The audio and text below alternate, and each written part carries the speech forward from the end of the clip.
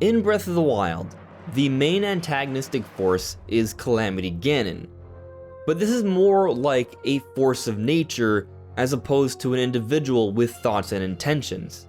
However, in Tears of the Kingdom, we see what appears to be the source of Calamity Ganon, which is all this malice emanating from this corpse that shares many characteristics with Ganondorf, the most prevalent enemy antagonist throughout the entire Zelda series. And we see this character come to life, apparently on some sort of warpath. What is his goal? What is he after? And what kinds of changes could he be causing to the world of Hyrule that we'll be exploring this time around? That's what we're talking about today.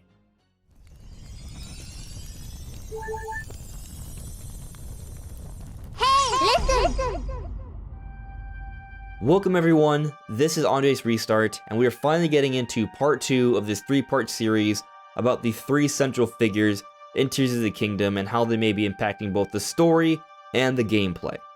Now, the order in which you watch these videos does not matter, so you can watch part 1 on Zelda's role in Tears of the Kingdom after this, or you can wait to watch that one until part 3 comes out that will have something to do with Link. Now, before we jump into what may be going on with Ganon, I will point out we have this goal to hit 25,000 subscribers by the time Tears of the Kingdom comes out on May 12th. We've gained some ground, but we still have a long way to go. So if you enjoy my content, subscribe and hit that notification bell, because then we might just make it. So now diving into what could be going on with Ganon this time around. Let's first go over this big theory about the return of Demise. So many speculate that Demise could be making some type of return in Tears of the Kingdom. Demise is the main antagonist from Skyward Sword, the initial Demon King, the initial incarnation of evil. And I find this to be an interesting conversation because when you consider that Skyward Sword was announced shortly before they introduced the Sky area in Tears of the Kingdom, I don't think that was a coincidence. I think that there are a number of connections between Skyward Sword and Tears of the Kingdom. And I also think when we see that quick flash, that silhouette behind the corpse of Ganon in the very first teaser trailer, it does have a shape that resembles Demise. I think that this is intentional, but I still don't think it's Demise himself.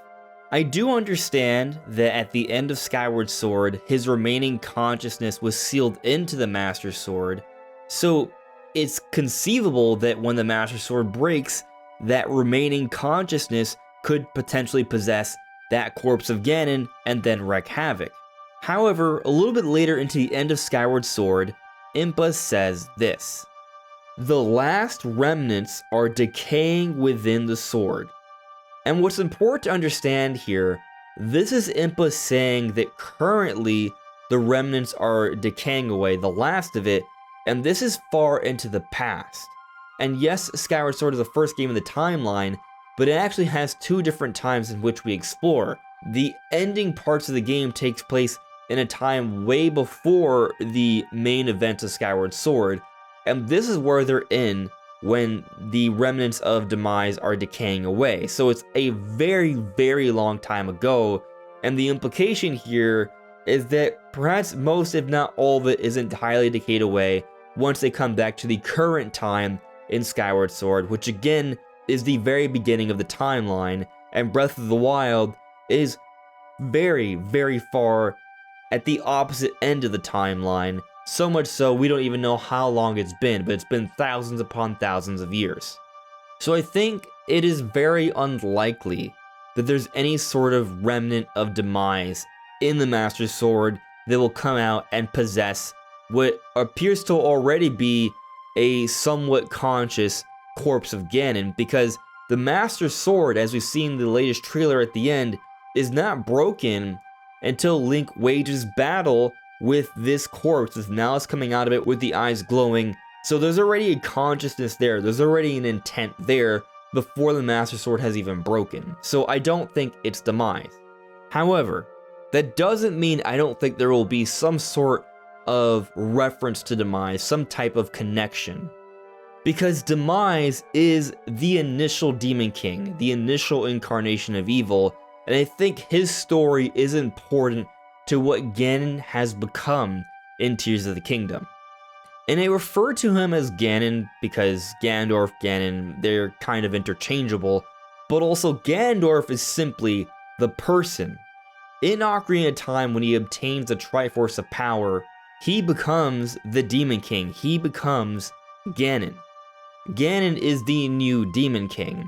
And what's interesting about this is that he has continually developed. This hatred has become more and more potent. The remnants, or what's coming out of him, became Calamity Ganon, and that has devastated Hyrule for generations. The implication there, it's even greater, even stronger than Calamity Ganon, and that's threatening. Ganon seems to have evolved over time here and become stronger than ever before. And I want to point out this part of the intro in Skyward Sword because I think it's important here. One dark, fateful day, the earth cracked wide and malevolent forces rushed forth from the fissure. Thinking on those words and looking at what we see in Tears of the Kingdom, there are forces coming from the underground of Hyrule. There is malice erupting forth, breaking the land, creating fissures. Malevolent forces are coming through it. I think the implication here is that similar to how Demise was the Demon King leading a demon army to conquer the world, this is basically what Ganon has become. So in a way, Ganon and Demise are one and the same.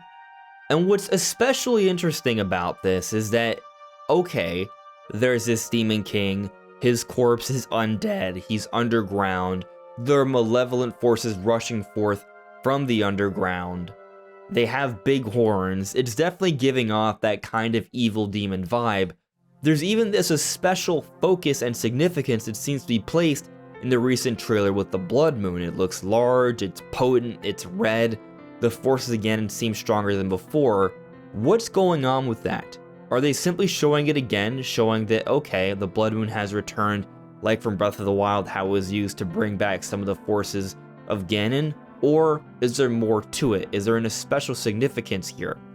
I'm gonna go on a limb and say that I think there is something more to the Blood Moon this time around. It appears to be, if not the source of Ganon's power, an amplifier. So also considering Zelda's words that imply that this Ganon is stronger than ever before. But Link, I am not sure you'll be able to stop him. There may be some type of effort to do something to assist in trying to weaken Ganon in some way, and I wouldn't be shocked if it's somehow tied to the moon.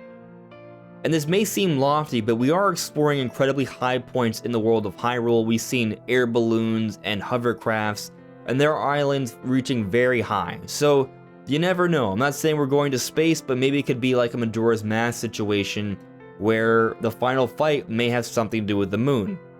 But that is just a possibility. But what's interesting about this is that we recently got some words from Aonuma about the game that kind of hint about it. Aonuma talks about how the imagination of the players will change the game world, and how there is this unknown Hyrule. And when you think about that and how that might impact our level of exploration, how we interact with the world, I think it also comes with the implication that there's going to be a lot of changes, potentially destructible environments, destructive changes. And what's interesting about this is that we see that Ganon is absolutely on a warpath, totally willing to destroy many things, as we've seen evidence of from the trailers already. Rise, rise, my servants. Sweep over Hyrule. Eliminate this kingdom and her allies. Leave no survivors! I think this actually could be hinting at the gameplay. So when you consider this alongside what we just talked about, how the player's imagination can change the game world and how there may be this unknown Hyrule, I think it speaks to this idea that the world of Hyrule could be changing quite a bit. We may be able to interact with it in a lot of ways, perhaps destructible environments, perhaps we can build different things like villages, maybe like an expanded Terry Town quest. And if we're doing things like this, and if they want to expand on some concepts from Breath of the Wild, how we would sometimes see enemies attacking villagers on the road, maybe they could go in the direction of when we build up a village, there may be a blood moon event, and they may attack a nearby village that you've been building up. And there could even be some level of gameplay that's about you protecting that village, maybe setting up more walls or setting up guards to help protect the village, or you coming in there to save them and helping to build it back up again if it's destroyed somewhat. There may be this level of interactivity and ongoing changes throughout the world of Hyrule, and I think this could lead to a lot of new gameplay possibilities here.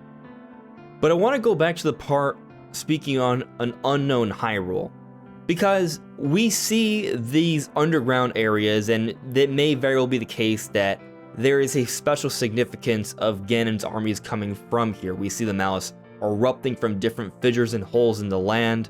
But we also see in this one shot, it looks very cave-like with the stalactites and the big fungal things and the little spirits. It looks almost like depicting some type of underworld, I would say.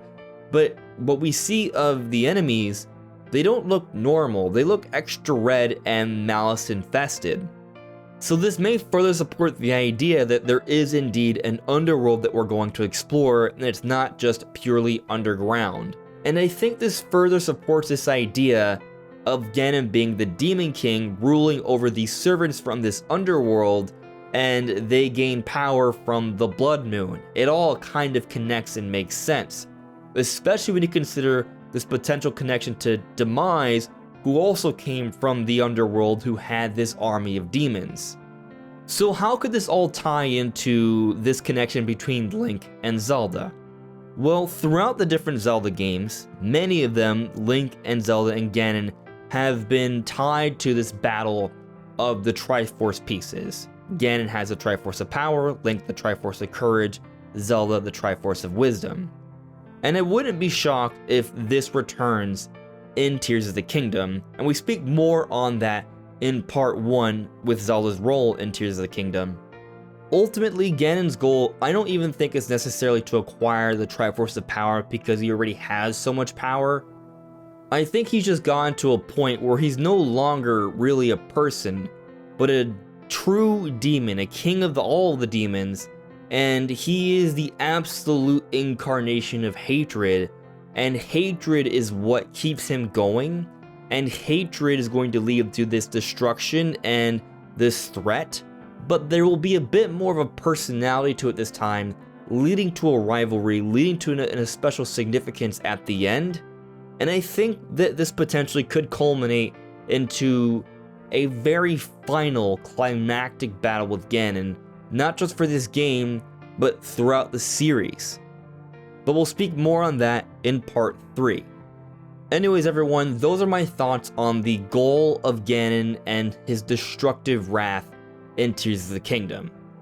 What do you guys think? Let me know in the comments below. This is AndresRestart. Thank you so much for listening and watching, and I'll see you all really soon. Take care. Bye.